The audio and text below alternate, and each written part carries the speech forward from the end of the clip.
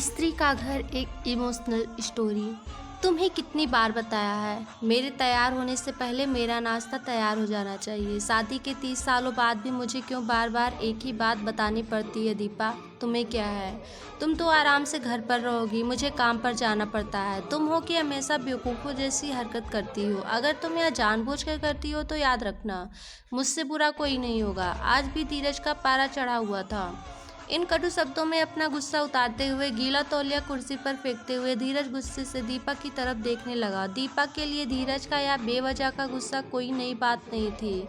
वह महीने में 3-4 बार ऐसे ही दीपा पर बरस पड़ता था। पहले पहले दीपा उसका विरोध किया करती थी, लेकिन जब कई सालों तक धीरज में कोई बदलाव नहीं दिखा तो दीपा ने खुद को ही बदल दिया। अब धीरज के कुछ भी कहने से दीपा को कोई फर्क नहीं पड़ता।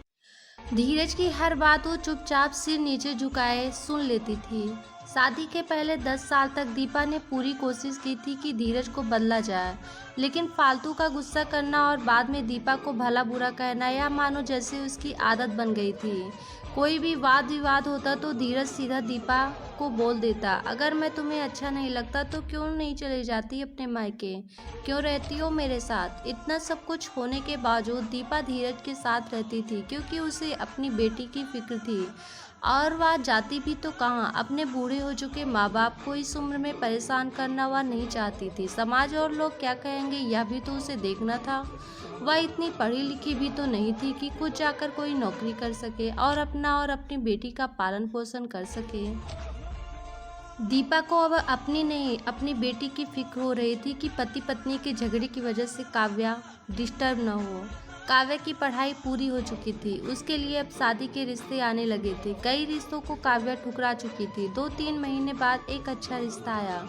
रिश्तेदारों और पहचान के लोगों ने भी लड़के के बहुत गुणगान किए। धीरज एक शाम अपनी बेटी के पास बैठकर उसे बताने लगा, काव्या बहुत अच्छा लड़का है, पढ़ा लिखा है, बड़ा घर है, बहुत अच्छी नौकरी है। ऐसे रिश्ते बार बार नहीं आते बेटा, इस बार मना मत करना। काव्या अपने पिता से ज़्यादा बात नहीं करती थी, शायद डरती थी या शायद नफरत करती थी, लेकिन आज वो अपनी पूरी हिम्मत इकट्ठा कर बोली, मुझे अभी शादी नहीं करना पापा, मैं नौकरी करना चाहती हूँ, खुद अपने पैरों पर खड़ी होना चाहती हूँ। हाँ तो उसमें क्या बड़ी बात है, मैंने लड़के से बात की है, वह तुम्हें किसी बात के लिए नहीं रोकेगा, तुम शादी के बाद भी नौकरी कर सकती हो, वह तुम्हें नौकरी के लिए परमिशन दे देगा।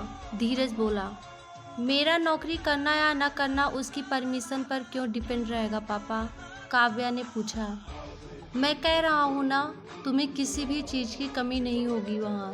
ऐसे रिश्ते बार बार नहीं आते, इसे ठुकरा मत, बहुत खुश रहोगी तुम वहाँ। धीरज बोला, पापा क्या मैं उतनी ही खुश रहूँगी जितना मम्मी इस घर में खुश है? काव्या ने तंज कसते हुए कहा, आज तुम्हारी जबान कुछ ज़्यादा नहीं चल रही? धीरज गुस्से से आंखें बड़ी करते हुए बोला, पापा मुझे शादी ही नहीं करनी है, क्योंकि शादी के बाद अगर वह लड़का आपके जैसा निकला तो मैं क्या करूँगी? मुझे आपके जैसा जीवन साथी नहीं चाहिए जो बिना बात के मुझ पर हमेशा चिल्लाए। मुझे कुछ भी अपनी पसंद का लेना हो तो 10 बार सोचना पड़े, कई बार नाराज ना हो जाए। मेरी तबीयत कैसी भी हो उसे परवाह ना हो, रोटी थोड़ी सी मोटी बन जाए तो घर सर पर उठा ले, उसकी चेक बुक ना मिले तो भी मेरा ही दोस्त निकाले, और हर छोटी मोटी बात पर मुझे मायके जाने के लिए कहे। काव्या ने अपना दिल खाली करते हुए पापा से सब कह दिया। धीरज का गुस्सा 7वें आसमान पर था, लेकिन उसके मुंह से एक भी शब्द नहीं फूट रहा था। वो काव्या की बातें सुन रहा था। काव्या उतना ही बोलकर चुप नहीं हुई। आज पहली बार वह अपने पापा के सामने इतना कुछ बोल रही थी। पापा, आपने माँ के साथ हमेशा गलत व्यवहार किया। आप अपने ऑफिस का गुस्सा बिना सोचे समझे माँ पर उतार देते हैं, कभी इस बात की परवाह भी नहीं करते कि उन्हें कैसा लगता होगा। आपकी बातें सुन सुन माँ ने अपना स्वाभिमान खो दिया। धीरज आज पहली बार अपने किए बर्ताव को महसूस कर पा रहा था। वो इतना ही बोल पाया, जो तुम्हारा मन वो करो, मैं तो इतना बुरा हूँ ना?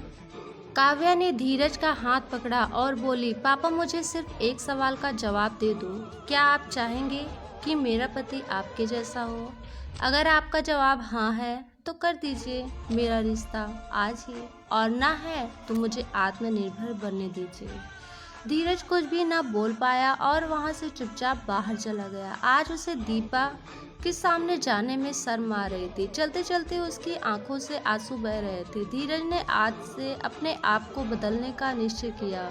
अगले दिन से दीपा ने अपने पति में काफी बदलाव देखा। वह सोचने लगी कि जो हिम्मत काव्या ने दिखाई है, वह हिम्मत अगर मैं पहले ही दिखा देती तो शायद आज परिस्थिति कुछ और होती। अब काव्या पढ़ लिख कर अच्छी नौकरी करने लगी थी और 3 साल बाद उसके लिए एक अच्छा रिश्ता आया। और उसकी विदाई पर धीरज बोला, बेटा तू हमेशा खुश रहेगी क्योंकि तेरा पति तेरे बाप जैसा नहीं है।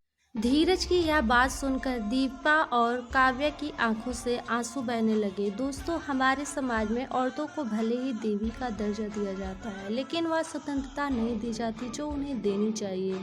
उन्हें बचपन से ही बताया जाता है कि वह पराया धन है। स्कूल से आने में देर हो जाए तो पिटाई मिलती है, मोबाइल पर बातें करते हुए दिख जाए या खिड़की से झांकते हुए दिख जाए तो शक किया जाता है। माँ बाप का घर तुम्हारा नहीं है, पति का घर ही तुम्हारा घर है। जीवन भर यह बातें बता बता कर उन्हें ससुराल भेज दिया जाता है और एक दिन किसी छोटे मोटे झगड़े में ससुराल वाले उन्हें सुनाते हैं कि इस घर को छोड़ दो और मायके चले जाओ। अब आप ही बताओ दोस्तों, ऐसे स्त्रियों का सच्चा घर कौन सा? आखिरकार वह किस घर को अपना कहे? कमेंट बॉक्स में ज़रूर बताना। Thank you.